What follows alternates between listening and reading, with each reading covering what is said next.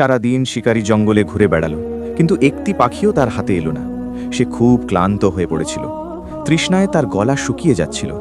শেষমেশ সে একটি বড় গাছের নিচে বসে একটু বিশ্রাম নিল।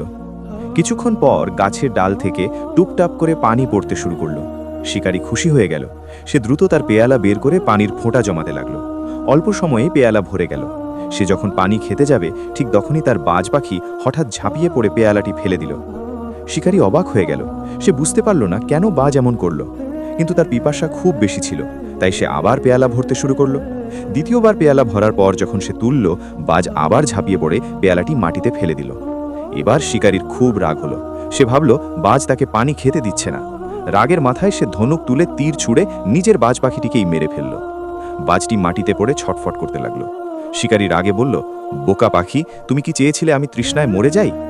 এরপর সে আবার পেয়ালা ভরতে গেল, কিন্তু এবার সে উপরে তাকালো, আর তখনই তার হাত কেঁপে উঠল। গাছের ডালে একটি কালো বিষধর সাপ পেঁচিয়েছিল।